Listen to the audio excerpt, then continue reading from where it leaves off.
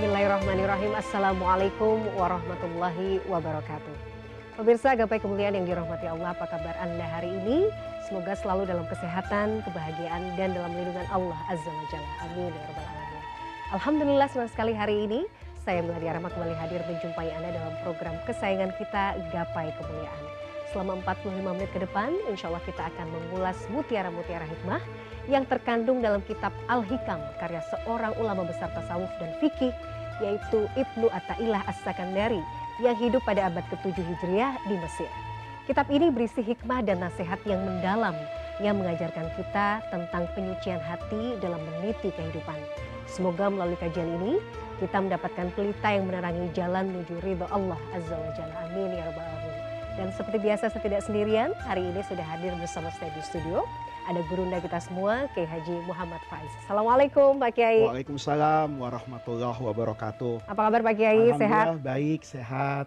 Semakin sibuk tapi seperti biasa selalu menyempatkan waktu bagi kami di Gapai Kemuliaan. Hari ini kita belajar tentang sebuah kitab penuh hikmah Pak Kiai. Nanti kita akan elaborasi, tapi sebelum itu saya juga ingin mengingatkan bagi Anda pemirsa yang juga memiliki pertanyaan, Anda bisa mengirimkan pertanyaan Anda baik berupa pesan teks maupun dalam bentuk video melalui nomor WhatsApp yang tertera di layar kaca. Baik, Pak Kiai, secara garis besar sebenarnya dalam kitab Al-Hikam apa yang kemudian dibahas? Dan ini kan ada kaitannya juga dengan amal soleh ternyata. Bagaimana kemudian elaborasinya? Tafadhol Pak Kiai. Jadi para pemirsa, kitab Hikam ini kitab yang sangat populer di dunia Islam. Itu kalau kita lihat teksnya tipis sekali, tetapi kitab ini adalah kitab yang penuh dengan keberkahan, dibaca hampir di pusat-pusat keislaman. Saya dulu belajar kitab Hikam itu dengan guru saya di Indonesia secara sederhana. Ketika saya bisa ke Timur Tengah, saya mendapati begitu banyak orang alim di sana itu membaca kitab Hikam. Maka kemudian saya bertanya nih kepada guru saya, kenapa banyak sekali orang yang mempelajari dan juga mengajarkan kitab Hikam? Kata guru saya, semua ilmu yang berkaitan dengan Islam itu memiliki yang dikatakan kitab babon. Kitab babon itu kitab induk yang dia nanti menjadi parameter kumpulan dari semua teks Al-Quran dan juga hadis. Misalnya Mila, kita sering sekali dalam beberapa pembahasan tentang fikih itu saya menjawab dengan menggunakan misalnya kaidah fikih. Kaidah fikih bunyinya misalnya al-umuru bimaqasidiha. Semua perkara yang akan saya hukumi dan saya hakimi itu diantaranya karena mempertimbangkan tujuan. Kaidah ini bunyinya al-umuru bimaqasidiha. Tetapi kaidah ini lahir Mila dari sekian banyak teks-teks yang ada di dalam Islam. Misalnya Rasulullah itu dalam hadisnya bersabda innamal a'malu binniyat. Al-Quran mengatakan wa ma umiru illa liya'budullaha mukhlisina lahuddin. Ini kan berkaitan dengan niat. Maka kemudian ayat tadi, hadis ini itu dirumuskan oleh ulama menjadi satu kaidah namanya kaidah fikih. Ada kaidah fikih misalnya bunyinya ad-dararu yudfa'u biqadril imkan. Semua mara bahaya itu harus dihindari. Ada kaidah misalnya darul mafasid muqaddam ala jalbil masoleh. Menghindari kerusakan itu lebih diutamakan dari sekedar untuk mendatangkan manfaat. Nah, kaidah-kaidah ini sebetulnya adalah rangkuman dari pemahaman sekian banyak ayat Al-Quran dan sekian banyak hadis dijadikan satu kaidah. Kalau kaitannya dengan keputusan hukum keseharian, maka dia masuk pada ilmu fikih. Namanya kaidah fikih. Nah, sementara Al-Hikam ini memasuki satu bagian yang paling penting dalam hidup manusia. Apa itu? Hati ini. Oleh karena itu nanti yang dijadikan fokus objek kajian Al-Hikam oleh Imam Ibnu Athaillah itu adalah kebersihan hati manusia terkait pandangannya kepada Allah Subhanahu wa taala. Nanti para pemirsa itu bisa melihat semua yang ada dalam kitab Hikam itu tujuan utamanya tauhid. Tauhid. Tauhid itu apa? Tauhid itu kan mengesahkan Allah.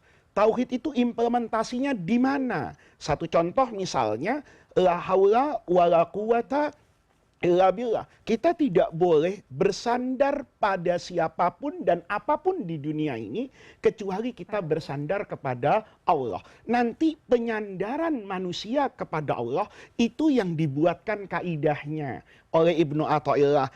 Jangan sampai kita tertipu seolah-olah kita bersandar kepada Allah, padahal sejatinya kita bersandar kepada makhluk. Ada yang orang mengatakan misalnya, oh sejatinya orang itu ketika melihat Allah itu tidak boleh memandang Allah dengan unsur kemanusiaan. Apa contohnya unsur kemanusiaan? Kalau Mila baik kepada saya, maka saya akan baik kepada Mila. Kalau Mila ingin mendekat kepada saya, itu tentu akan membawa begitu banyak ya sesuatu yang bersifat fisik, materi untuk menyenangkan hati saya. Tetapi dengan Allah itu tidak boleh kita samakan. Makanya nanti Ibnu Athaillah akan mengatakan misalnya bahwa dalam hidup ini yang utama yang dicari itu adalah rahmat Allah. Karena ketika dia mengenal rahmat Allah, maka dalam pandangannya dia tidak akan pernah berputus asa dari Allah Subhanahu wa taala. Ini sebetulnya gambaran besar yang ingin kita dapatkan ketika mengkaji kitab Hikam tersebut. Oke. Jadi poinnya Pak Kiai, kitab ini mengajarkan kita untuk bersandar satu-satunya kepada Allah. Iya. Ini soal tauhid. Tauhid. Kemudian bahwa yang kita cari dalam kehidupan ini adalah memang rahmat Allah. Iya. Oleh karena itu misalnya sholat, sholat yang sempurna itu kan dimulai dengan niat. Niat. Okay. Setelah niat itu lambangnya takbiratul ihram, bahwa Allah yang akbar. Setelah selesai takbiratul ihram, itu ada doa namanya doa iftitah. Yang paling masyhur yang dibaca oleh kebanyakan mazhab al-Imam Asy-Syafi'i itu wajjahtu wajhiya. Saya fokusnya kepada siapa? Allah. Gitu loh. Karena kalau sudah yang dijadikan fokus itu Allah, maka pola interaksi saya dengan Allah itu tidak akan pernah sama dengan ukuran kemanusiaan manapun. Nah ini yang sebetulnya yang sedang disasar oleh kitab Hikam tersebut. Nah yang juga menarik dalam kitab Hikam ini Pak Kiai, kita diharapkan untuk tidak bergantung kepada amal. Karena bisa berujung pada keputusasaan.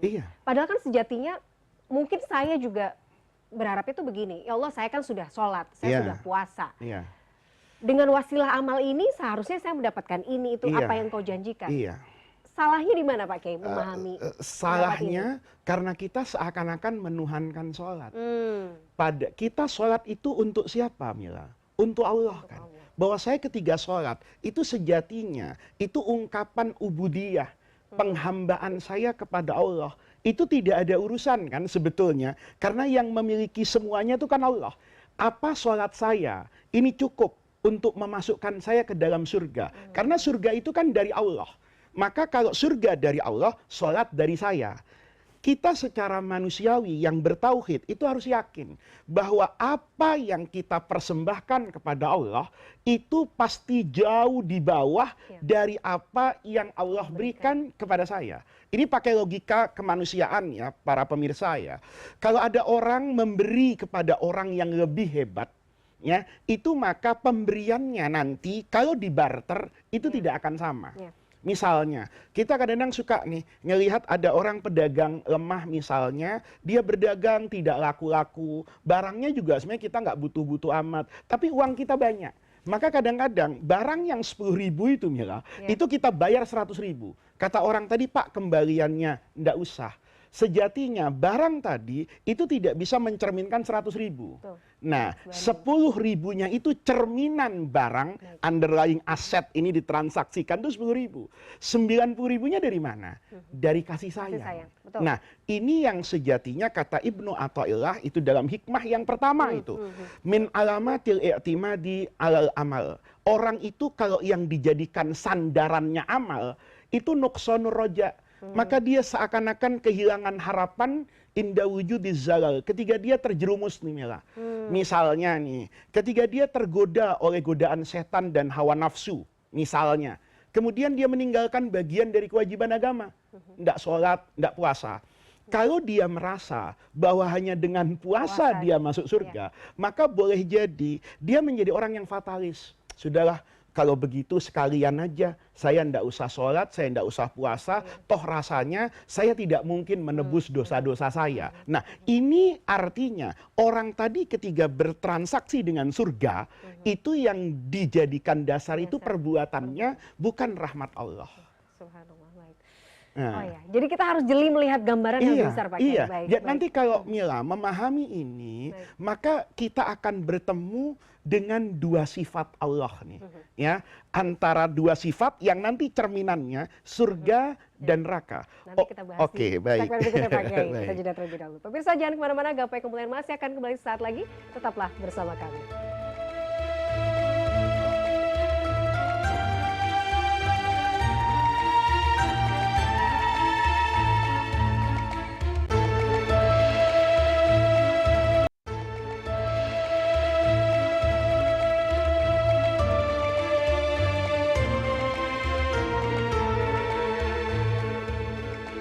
Ya pemirsa, terima kasih Anda masih menyaksikan Gapai Kemuliaan. Kita akan lanjutkan pembahasan kita. Masih membahas tentang kitab yang luar biasa ini Pak Kiai, kitab Al-Hikam. Artinya tadi Pak Kiai sampaikan bahwa kita jangan kemudian terpesona atau berharap hanya kepada amalan kita. Iya. Karena kalau kita bandingkan sebenarnya, kalau kita barter tidak ada seujung kuku lah bahasanya gitu ya Pak Kiai. Kecil sekali amalan kita ini di hadapan rahmat Allah yang luar biasa. Artinya Pak Kiai, jangan sampai kita melihat amal itu sebagai penutup antara hubungan kita dengan Allah Pak Kiai. Jangan membayangkan bahwa amal itu adalah ongkos yang kita bayarkan gitu loh. Tetapi amal itu adalah bukti ketundukan saya kepada Allah gitu loh. Ini penting banget Mila. Jadi kalau saya sholat, sholat itu bukan ongkos saya untuk masuk ke surga, bukan harga tiketnya surga. Tapi sholat itu menunjukkan bahwa saya itu hamba Allah. Ya. Kalau saya sudah menjadi hamba Allah, pasrah pada penghambaan kepada Allah, maka Allah tentu akan menurunkan rahmat dan kasih sayangnya. Maka kasih sayang inilah para pemirsa sejatinya yang memasukkan kita ke dalam apa ini? Surga. Oleh karena itu nanti, ini pentingnya kita mempelajari ilmu secara utuh. Ilmu hadisnya juga bilang gitu. Hadis ini kan menceritakan banyak kisah. Ada orang misalnya yang memberi minum anjing, kemudian masuk ke dalam surga. Ada orang yang membunuh 99 plus 1, itu juga berujung kepada surga. Ada orang yang menahan kucing dari makan dan minum, itu berujung kepada api neraka. Nah, ini menunjukkan bahwa semua itu bergantung cara pandang hamba tadi kepada Allah. Makanya nanti Ibnu Athaillah itu membuat satu kaidah yang luar biasa maknanya. Kata Ibnu Athaillah, kalau kamu nanti di akhirat bertemu dengan keadilan Allah, maka kamu akan hancur dan masuk ke neraka. Tetapi kalau kamu nanti di akhirat bertemu dengan rahmat Allah, maka kamu akan masuk ke dalam surga. Ibnu Athaillah itu kasih definisinya unik gitu. Dosa besar dengan dosa kecil itu apa?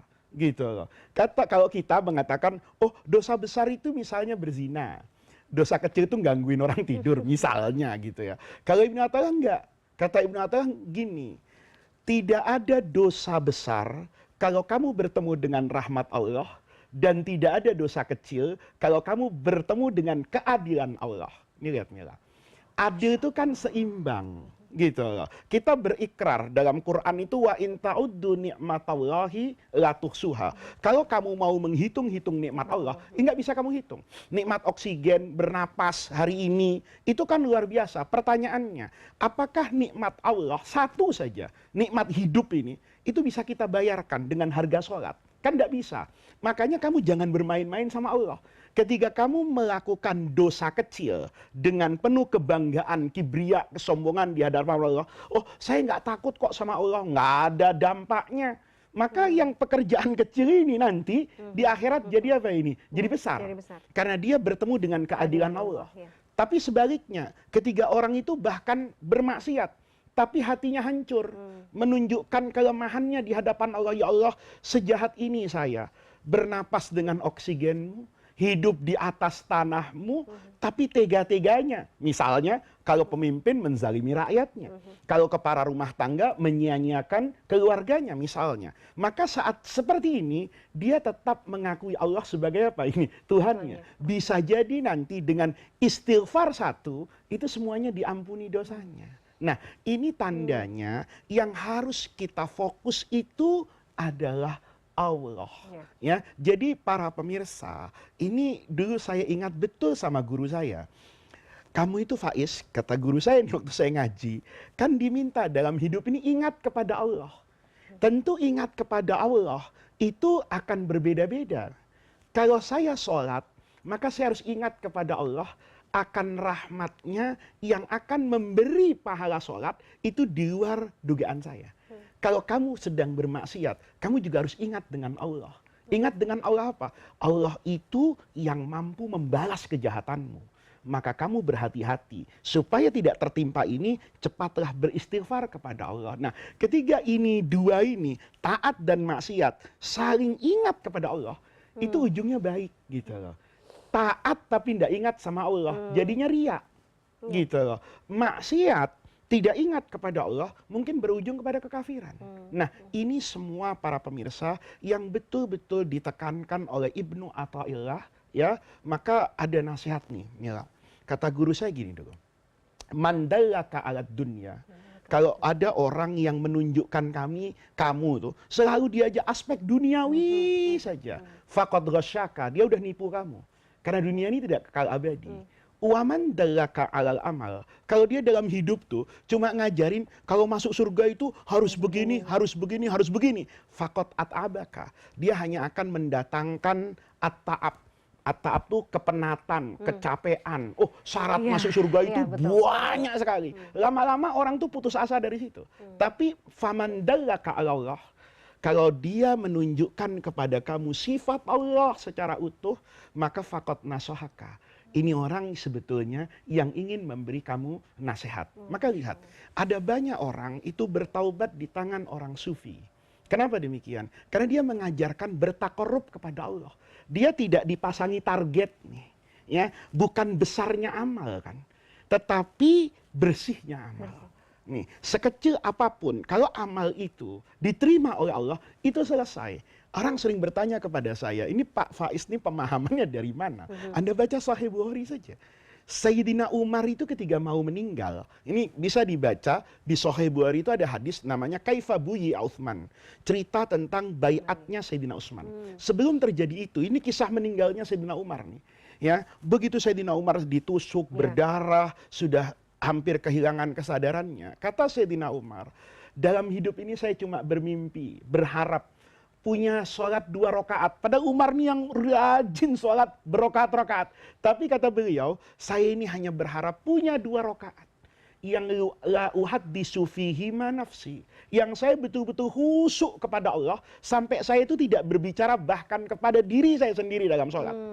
Karena kata Sayyidina Umar, kalau 2 rakaat itu khusyuk, Allah itu menerima dari yang khusyuk. 2 rakaat ini bertemu dengan rahmat Allah, itu sudah cukup buat saya bertemu dengan Allah. Jadi di sini Mila, ya, pentingnya betul menghayati nasihat Ibnu Athaillah itu. Maka kata guru saya dulu, saya ditanya, guru, nanti kita ini kalau mati, itu bawa apa guru? Orang kan sering bilang gini ya, bawa sholat, ya, bawa amalnya, bawa amal. Kalau guru saya bilang enggak. Kita ini mati nanti harus membawa harapan. Bahwa rahmat Allah itu lebih luas dari dosa kita. Bahwa panasnya api neraka itu bisa dipadamkan oleh kekuasaan Allah Subhanahu wa ta'ala. Kita harus membawa harapan bahwa rahmat Allah itu selalu di depan mendahului daripada murkanya. Nah ini kalau bisa kayak gini nih menunjukkan kita tidak pernah buruk sangka kepada Allah, tidak pernah benci kepada Allah. Semua yang kita lakukan dari maksiat itu tidak kita kembalikan kepada Allah, tapi kita kembalikan kepada diri kita semua jahatnya kita. Dan semua kebaikan itu tidak kemudian kita jadikan sebagai alat untuk bernegosiasi kepada Allah. Tetapi kita katakan bahwa sholat saya, puasa saya, itu semata-mata karena saya ingin menunjukkan inna sholati wa nusuki wa mahyaya lillahi rabbil alamin. Bukan lil jannah, buat Allah. Tapi kalau sudah Allah, saya serahkan. Karena apa yang sudah kepada Allah, itu pasti menjadi baik. Oke, Masya Allah. Ini dahsyat Pak Kiai. Iya. Jadi mati itu kita harus membawa harapan. Ini Masya Allah, ini quote yang dahsyat. Pak Kiai, nanti kita bahas lagi detail di segmen berikutnya. Tapi kita jeda terlebih dahulu. Pemirsa jangan kemana-mana. Gapai Kemuliaan masih akan kita lanjutkan tentunya setelah yang satu ini. Tetaplah bersama kami.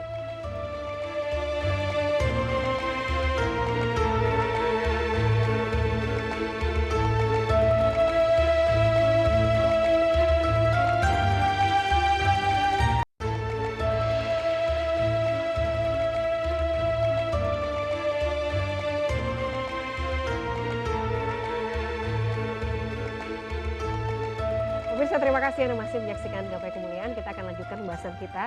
Pak Kiai, saya ingin kemudian highlight lagi statement yang sebelumnya. Ini quote yang sangat powerful menurut saya. Kalau tadi seperti yang disampaikan oleh gurunya Pak Kiai bahwa mati itu kita harus membawa apa guru gitu. Tidak hanya amal tapi harapan bahwa rahmat Allah itu jauh lebih besar daripada murkanya Allah. Nah, ketika kita hidup Pak Kiai sekarang, haruskah itu diseimbangkan atau kadang-kadang kan ada orang yang merasa Allah kan maha baik, jadi Allah tahulah bagaimana hatiku bersandar kepada Allah. Masalah syariat, masalah sholat, puasa itu kan ya sudah gitu, saya lakukan semampunya, tapi kemudian jatuhnya mungkin tidak maksimal karena hanya percaya pada rahmatnya Allah. Tapi di sisi lain ya itu tadi mengecilkan bahwa Allah itu juga maha adil yang akan melihat juga amal kita. Baiknya mendudukkan posisi itu seperti apa Pak Kiai? Pernyataan Mila tadi separuh benar, bisa juga ada salahnya. Ada salahnya. Gitu. Nah, bagaimana, Pak Jadi kalau orang mengatakan misalnya seperti tadi, saya percaya kok Allah tuh maha baik, Allah maha tahu. Nah, kepercayaan itu kan harus ada buktinya. Kan sederhana ini Mila ya. Kalau dulu saya jatuh cinta sama istri saya, maka kan saya kirim bunga mawar sama dia. Gitu loh. Nah, bunga mawar ini kan cangkang, materialisasi dari cinta yang tersembunyi secara abstrak dalam hati. Loh, sama kan, kecintaan saya kepada Allah itu kan membutuhkan bukti. Buktinya di mana? Buktinya ini perintah dan larangan Allah. Gitu loh. Kalau kamu cinta kepada Allah, maka kamu taat dengan semua perintah Allah. Nah, maka ketiga itu, kalau dia mengatakan, saya yakin kok Allah tuh maha baik, Allah tahu kok hati saya kayak apa. Oke, Allah maha tahu apa hatimu. Tapi saya yang hidup bersamamu. Ini kan butuh parameter. Baiknya di mana? Kalau misalnya Allah suruh puasa kamu di bulan Ramadan, jelas kutiba alaikumus siyam. Kamu tidak puasa. Dari mana keyakinanmu bahwa Allah itu maha baik? Karena kalau kamu tahu Allah itu maha baik, maka semua yang diperintahkan Allah kamu kerjakan. Karena ini datang dari yang maha baik. Jadi semuanya sebetulnya ini kan latihan dirinya. Jadi kalau kita katakan saya percaya dengan Allah yang maha baik, maka dia butuh implementasi dalam bidang perbuatan materialisasi. Tapi jangan larut pada materialnya. Karena kalau larut pada materialnya capek sendiri. Sholatnya akan terasa kurang, puasanya jauh dalam kesempurnaan. Maka para pemirsa, sekarang masih di bulan Rabiul Akhir ya. Orang tradisi masih sering merayakan Maulid Nabi. Atau seperti saya yang setiap malam Jumat, setiap malam Senin itu dididik oleh orang tua saya, guru saya untuk baca syair-syair Maulid. Ada Simtud Duror karangan Habib Ali Al-Habsyi yang sangat masyhur sering dibaca di Indonesia. Itu doanya mahal sekali. Kata Habib Ali dalam doanya, wadhununan jamilatan. Saya ini selalu punya prasangka yang baik kepada Allah. Hiya, prasangka itu wasilatuna ilaika. Adalah sarana saya untuk mendekat kepadamu ya Allah. Fala tuhayyibna, jangan engkau sia-siakan harapanku. Lihat nih Mila. Jadi sholat itu penting, tapi harapan itu juga penting. Kalau saya berharap mendapatkan rahmat Allah, maka rahmat Allah ini Allah buat materialisasinya. Mila, ini pasangan suami istri. Kalau mau mencari cinta suami dan mencari cinta istri, kan ada buktinya. Oh, suami saya tuh suka banget kalau saya begini, begini, dikasih ini, dimasakin ini. Maka dia masak untuk itu kan. Tapi masak itu, kalau dengan cinta, itu beda dengan sekedar masak. Gitu loh. Nah, ketika kita dalam ibadah kepada Allah, logika kemanusiaannya nggak dipisahkan oleh Ibnu Athaillah. Kalau kamu ingin berharap akan rahmat Allah, cari rahmat Allah di mana? Anak yatim misalnya. Kamu sedekah nih. Nah, sedekahnya jangan sekedar formalitas uangnya. Tapi ada dalam hatimu, ya Allah, saya bersedekah ini untuk menunjukkan kecintaan saya kepada Allah, penghambaan saya kepada Allah. Allah suruh saya sedekah. Allah suruh saya cinta sama orang miskin, saya cintai mereka. Nah, ini sebetulnya yang dikatakan jangan pernah mengandalkan amal lahiriah, tapi bertawajuhlah engkau hatinya kepada Allah dan rahmatnya. Insya Allah, dahsyat sekali. Pak Kiai, kita tarik misalnya dalam kehidupan sehari-hari mungkin juga tentang konsep ikhtiar dan juga takdir, Pak Kiai. Bagaimana kemudian ulama Ibnu Athaillah ini menjelaskan dalam kitab Al-Hikam ini, Pak Kiai? Dijelaskan itu banyak sekali. Dan banyak sekali hikam itu yang bercerita tentang keindahan antara usaha manusia dengan takdir. Misalnya gini, ada dalam hikmah itu dikatakan sawabikul himami la tahriku aswarul aqdar, bahwa keinginan yang menggebu dari saya itu tidak akan bisa melompati takdir Allah. Iya. Lihat nih. Itu menunjukkan keindahan makna loh. Keindahan yang saya katakan tadi, ada namanya syariat, nanti ada namanya hakikat. Hakikat dalam hidup ini, Allah itu maha tahu. Sifat tahunya Allah itu tidak dibangun dengan pengetahuan. Kalau saya dibangun dengan pengetahuan, saya akan tahu kalau saya belajar, hasil belajar saya namanya pengetahuan. Kalau Allah itu punya sifat namanya alim, punya ilmu Allah. Itu azali, qadim, sama dengan Allah. Maka manifestasi bentuk dari Allah yang maha tahu. Allah itu sudah tahu. Kalau nanti saya itu akan begini dan begini. Apa yang menjadi ilmunya Allah, itu digabungkan dengan sifat Allah yang namanya kudrah dan iradah.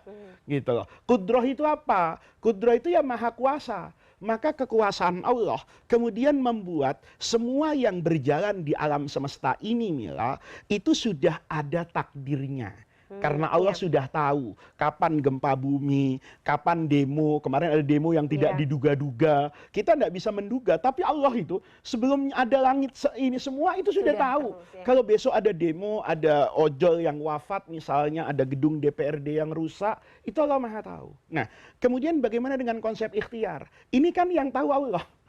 Manusia itu diberi hak namanya kasab. Kasab itu bekerja. Bekerja atas keinginan siapa? Atas keinginan manusia. Atas kemauan manusia. Ya, terjadinya kerusuhan, terciptanya kesejahteraan, itu kemauan saya sebagai pemimpin. Itu kemauan rakyat. Nah, tetapi kemauan saya, kemauan presiden, kemauan menteri, kemauan masyarakat, apa yang dikerjakan oleh semua pihak pada ekosistem alam semesta itu sudah diketahui oleh Allah. Nah, oleh karena itu Ibnu Athaillah itu memberikan standar baru. Kita ini wajib melakukan yang namanya ikhtiar, bekerja, doa. Tapi jangan kemudian hati ini bergantung kepada keduanya tadi tuh yang saya bilang di awal, jangan mengandalkan amal. Jadi juga jangan mengandalkan, oh kalau Mila jadi host di sini nanti akan terkenal loncat ke atas. Jangan begitu. Kerja itu bukan untuk menaikkan karir. Secara syariatnya iya. Mila itu untuk cari rezeki bekerja. Secara syariatnya iya. Tetapi hakikatnya enggak. Kenapa Anda bekerja? Katakan karena bekerja itu perintah Allah. Kenapa kamu berdoa? Apa kamu minta? Nih Mila ya, logikanya keren banget nih. Allah tuh kan maha tahu. Saya kan berdoa. Sebenarnya tanpa saya berdoa, Allah tahu nggak kebutuhan saya? Tahu. Oleh karena itu, doa itu jangan ngatur Allah dan mengajarkan Allah gitu. Kita kan sering tuh doa itu mengajarkan Allah. Ya Allah, kalau saya nggak begini besok, nggak diterima di CNN, bagaimana dengan nasib saya? Kan begitu kan Mila? Nah, padahal seharusnya kata Ibnu Athaillah, itu kan Allah sudah tahu. Pilihan itu sudah ada. Oleh karena itu, usahamu, doamu, falyakun, kata Ibnu Athaillah dalam hikamnya itu, semua itu sekedar izharon. Menunjukkan liubudiyatika, penghambaanmu kepada Allah. Ya ini penting nih. Jadi saya bekerja itu untuk apa? Secara manusiawi syariat zahirnya, ya untuk dapat uang. Iya. Tetapi hati saya mengatakan, saya bekerja itu karena Allah memerintahkan saya bekerja. Saya berdoa itu karena saya ingin menunjukkan kepada Allah betapa lemahnya saya, betapa butuhnya saya kepada Allah. Nah, kalau kita hidupnya seperti ini, maka nanti semua yang Allah berikan itu indah, Mila. Tuh. Ada orang bertanya, kenapa saya mendapatkan ini kok sulit betul? Apa sulitnya buat Allah? Kan nggak ada. Iya, iya. Tapi kalau kita lihat dari sisi yang inilah keindahan hidup. Agar kita nanti menikmati yang namanya proses. Orang sering bilang gini Mila, kenapa ya saya kayanya kok sudah tua ya? Kenapa dulu ketika muda? Ada aja ya Saya manusia tidak mengeluhnya. kaya. Itu kan kalau kita lihat, ini orang yang tidak sempurna melihat keutuhan karunia Allah kan. Ketika dia sudah pada usia yang matang, dia menerima karunia Allah, dia sudah siap kan Ya, untuk bersikap yang bijaksana dan baik. Atau yang kedua, kata guru saya, pilihan yang kedua, agar manusia itu menikmati keindahan proses. Dulu saya masih masuk pesantren itu, diajarin oleh guru saya itu syairnya Imam Syafi'i. Kata Imam Syafi'i gini, Safir tajid iwadon amman tufarikuhu. Kamu tuh tidak boleh tinggal di rumah, tapi pergi keluar. Maka nanti kalau kamu hidup di luar, kamu akan mendapatkan ganti dari apa-apa yang ada dalam lingkunganmu. Fansot tusib. Kamu harus bekerja, berpayah-payah, sampai kamu mendapatkan nanti apa yang kamu inginkan. Fa inna ladzal aisi. Kebahagiaan hidup itu sejatinya setelah kita finnasobi habis bersusah payah. Betul, baik. Paling mudah Mila, olahraga tuh. Saya dulu waktu kecil, para pemirsa suka main catur tuh. Ya, karena yang saya ajak main catur itu sebagian murid saya atau murid bapak saya. Itu ada yang kadang-kadang pura-pura kalah. Itu saya nggak indah banget. Tapi kalau catur itu saya menangkan setelah pertempuran, beradu logika, maka saya merasakan keindahan. Di situ hikmah. Kadang-kadang Allah itu membuat sesuatu itu terasa seperti sulit di mata kita. Baik, Masya Allah. Pak Kiai, kita harus break lagi. Baik. Nanti kita akan lanjutkan di segmen terakhir. Pemirsa, Gapai Kemuliaan masih akan kami lanjutkan tentunya setelah yang satu ini. Tetaplah bersama kami.